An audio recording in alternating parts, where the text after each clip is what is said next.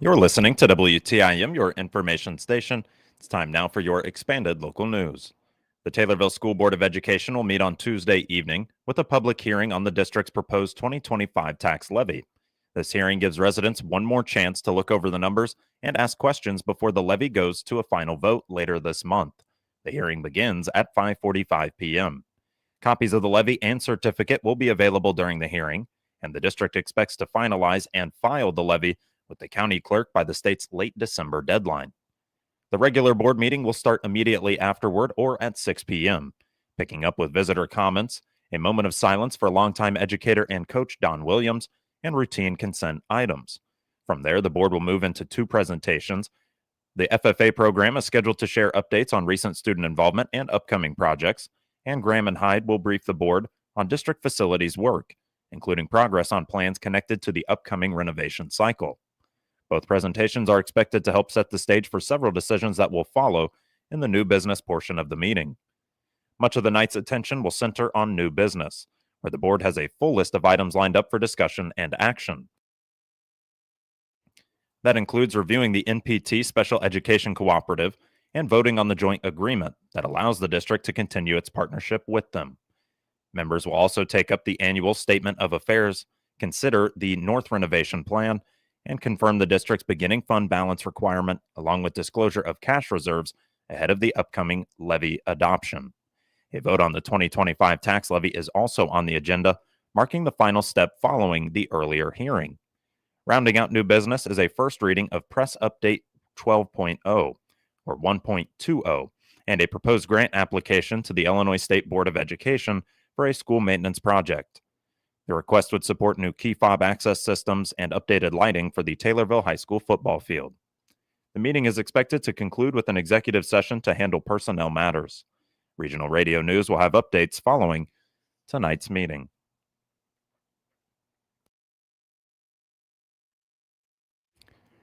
State Senator Steve McClure of Springfield has been recognized by Americans for Prosperity Illinois as a Prairie State Policy Champion. The conservative grassroots organization says the award highlights lawmakers who work to limit government overreach, reduce taxes, and support family choice in education, including homeschooling. McClure says he's honored by the recognition, adding that since taking office, he's focused on lowering the state's tax burden and getting government spending under control. AFP Illinois State Director Jason Heffley praised McClure as a principled leader, saying the senator has consistently prioritized fiscal responsibility and supported legislation backed by their organization. McClure received the award at his office inside the Illinois Capitol complex.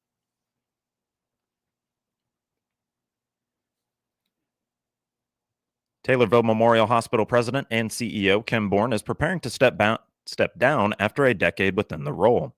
Bourne, a Christian County native who's led the hospital since 2015, has announced that she'll retire on January 9th.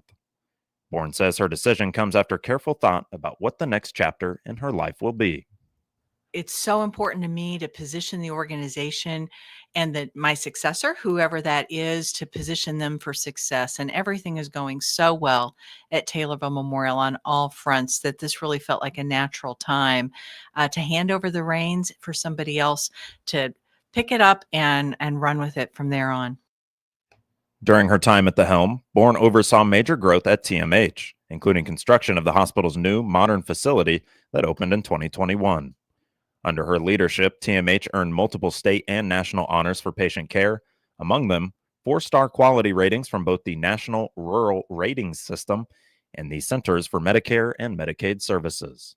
TMH certainly has been growing, and it's not just related, I think, to the modernization of the facility that we went through in 2020, 2021, where essentially built a new hospital. That certainly positioned us for continued growth in our outpatient services, outpatient surgeries, just the way that we're able to serve this community. And we're on a great trajectory to grow even more. We appreciate the loyalty of people in this community to their local hospital. And increasingly, we're drawing patients from Springfield and Chatham and Rochester and Shelbyville and other areas, Raymond, Morrisonville, of course, all coming to our hospital, they recognize that they get that personal care here. We're easy to navigate, in and out, easy parking, but friendly people, ultra clean facility, great care. I tell people all the time, we're worth the drive. Her career with Memorial Health began back in 1989 at Springfield Memorial Hospital, where she worked in food and nutrition, patient transport, and patient safety before becoming CEO in Taylorville. She also received the system's prestigious Woody Hester Legacy of Leadership Award in 2011. Bourne, a registered dietitian, holds degrees from Western Illinois University and Eastern Illinois University. She also serves on the board of the Illinois Critical Access Hospital Network. She says things have changed a lot over the last 40 years. With the hospital. Oh, Leroy, you're exactly right. I have almost 40 years now of healthcare experience in my career, and things have changed a lot in terms of how many more things are able to be accomplished as an outpatient. Patients don't have to be admitted overnight or for several days for many of the surgeries and treatments. That's changed how hospitals operate. Workforce has really changed in what people expect in terms of an employer and expect in terms of work environment. And we've had to adapt to that. People expect more flexibility. People may not stay as long in a career. We're very blessed at Taylorville that a lot of colleagues have been there 10, 15, 20, 25, 40, 45 years. But that's becoming so much more a rarity rather than the expected. So it changes how we have to design the work and listen to our colleagues to make sure that it is an attractive place to work and to stay working there. She says that she is excited for the culture that is being built at Taylorville Memorial Hospital. And as for what comes next, Bourne says she looks forward to the future. She also shared her gratitude for the people she's worked with throughout her career. I'm going to take some time and evaluate how I want to spend my time. I'm looking forward to having more time to spend with my children and grandchildren. Blessed to have 3 grandkids that just live 5 miles away, and I can spend more time with them and to just reevaluate what I want to do. I need to develop some hobbies because I don't have many, but just looking forward to taking some time and reevaluating all of that. One person that comes to mind is I want to thank Dan Rabb, my predecessor, for all that he put in place at Taylorville Memorial so that it was an easier transition for me because I sure didn't know what I needed to be as a hospital CEO. And, that groundwork that he laid as Taylorville Memorial was just being affiliated with Memorial Health System under his tenure. So certainly he set the stage well for me, and I want to try to follow suit for whomever follows me. And also the physicians who serve our community, whether that's in the emergency department, our Springfield Clinic primary care providers that partner with us so closely, the hospitalists, the surgeons. We couldn't do what we do without the outstanding support we have from the medical providers in this community. Memorial Health's Dolan Dolpas praised Bourne's impact, calling her a visionary, inspiring leader who kept TMH grounded in its mission to serve Christian County. Bourne says she's confident that the hospital is strong and in good hands now moving forward. This will conclude the first portion of your expanded local news. It's brought to you by First National Bank of Taylorville. The holidays will be here before you know it, and you always need more money to take care of all the gifts Santa is giving. Mackenzie Vaudry here, Universal Banker at First National Bank in Taylorville. We have several loan products from our home equity line of credit to consumer loans and even a Christmas Club account to take care of Santa next year. Stop by and visit with me, Mackenzie, for the money you need this holiday season. First National Bank in Taylorville, first every time for 70 years, member FDIC equal housing lender. While the gardening may be on hold, the master gardeners at the University of Illinois Extension want to help you with your Christmas tree maintenance. From picking the right tree, to taking care of it, to then the disposal after the holidays, there's a lot to keep in mind. There's also the matter of gift ideas to consider for those who are keen gardeners themselves. While keeping a Christmas tree hydrated is important, doing so can be a challenge. However, Master Gardener Gwen Podesky says special watering funnels do exist for your Christmas trees. In spite of Grayson's former college student ideas, is to water your Christmas tree. You know how much fun it is to crawl down under a Christmas tree and try to water it? Not very. Well, this is the answer. It's just a big, long funnel in colors of red and green, so you remember that that's what it's for. So when you bring that Christmas tree home, there are lots of important things. First of all, you're going to want to inspect that Christmas tree. If you don't cut it fresh, pull on the needles, see how healthy they seem. If a lot of needles come off in your hand, I have had real trees many years, and the one tree I had a problem with was the noble fir. I had a noble fir that lost a lot of needles, and it was the one tree I took down very early because I was nervous about it. But make sure that when you get it home, put a fresh cut on the bottom, because plants seal off very quickly. Before that, though, comes the task of picking a tree. Podesky and fellow master gardener Sandy Klein say different styles require different kinds of maintenance before actually setting them up. Probably that way you would be able to kind of course, I usually get it home, and you know how trees are, how they grow in the car and they're bigger than they looked in the field. Sure. So you sometimes have to cut it off anyway because it's bigger than you thought. We always cut ours Yeah. off, and Yeah. we would get a fresh one. And just make it down And, to a but size. then we got it home, and my husband would Cut it. cut off the top, bottom. Yeah. Gotcha. So anyway, just to make sure it stands firm in the stand and things. I think that it depends on what you like. I mean, I loved, and I always got pre-cut trees because I loved Fraser firs, Mhm. and they are the most beautiful, one of the most beautiful They Christmas are. They're trees. beautiful. So tree. get one that's full, that, you know, all, if your room is, if you're able to see that tree from all sides, walk all the way around it, make sure it looks okay. I would kind of inspect it for critters.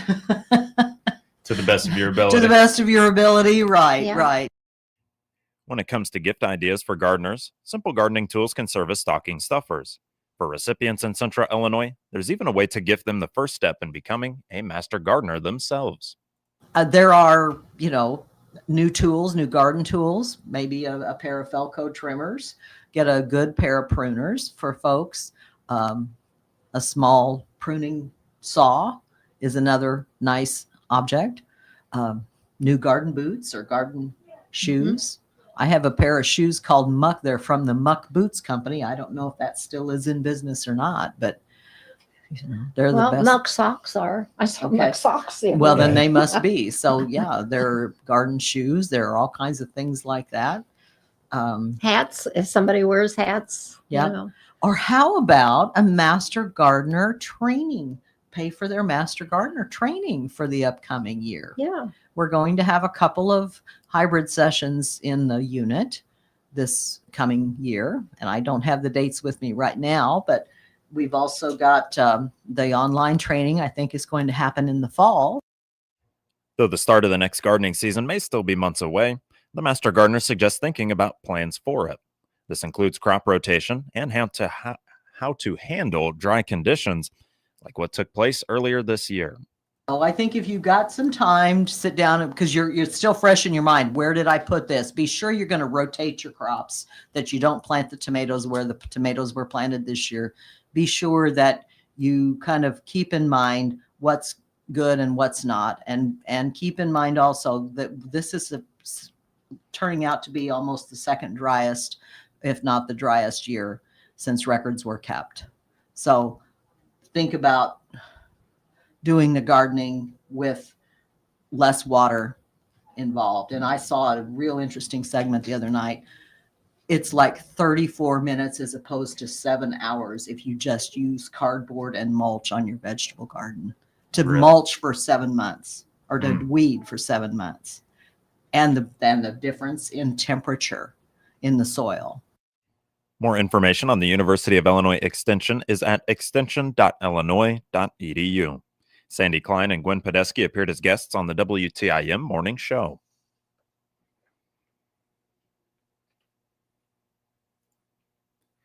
It's been a strong start to winter so far, with plenty of snow in many parts of Illinois. Is that indicative, though, for the rest of the season?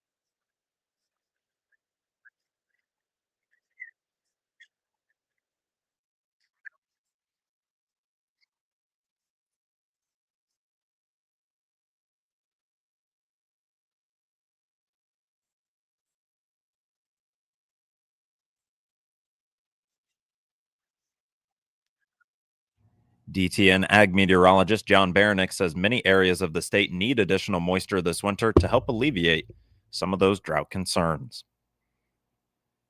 Moving now to obituaries, which can be found at TaylorvilleDailyNews.com and are brought to you by Sutton Memorial Home.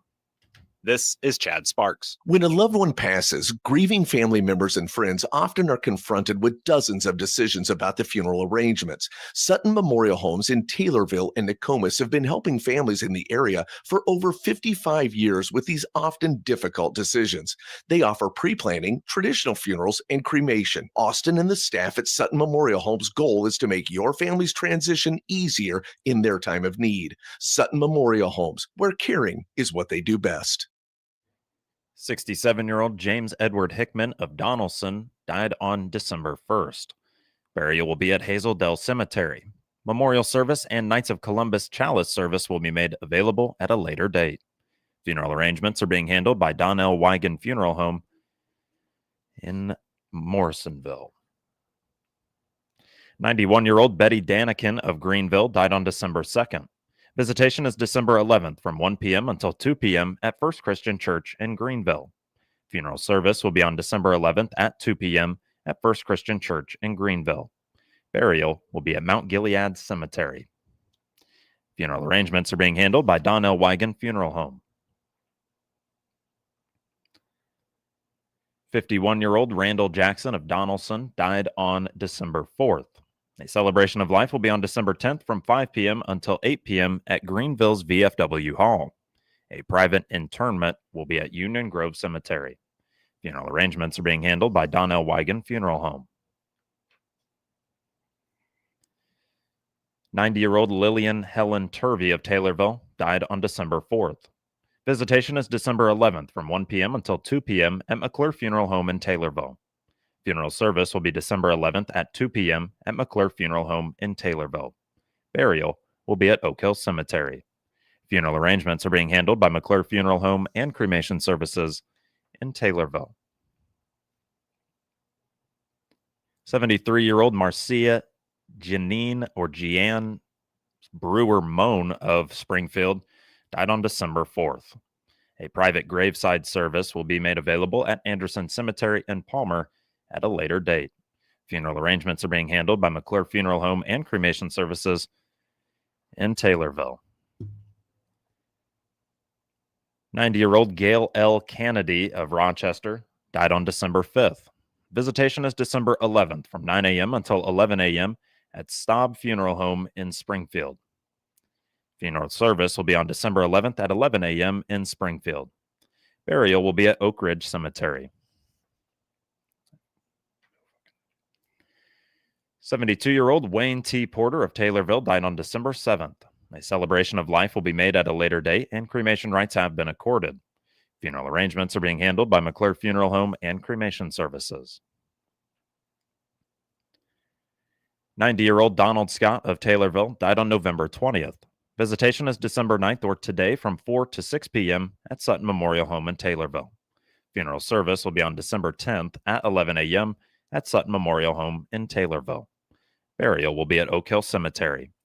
Funeral arrangements are being handled by Sutton Memorial Home in Taylorville. And 80-year-old Larry N. Sachs of Morrisonville died on November 26th. Visitation is December 20th from 10 a.m. till 12 p.m. at First United Methodist Church in Morrisonville. Memorial service will follow at 12 p.m. Funeral arrangements are being handled by Sutton Memorial Home in Taylorville. Get details on these and other local news stories at TaylorvilleDailyNews.com or hear them every hour on WTIM. WTIM is your only local news radio.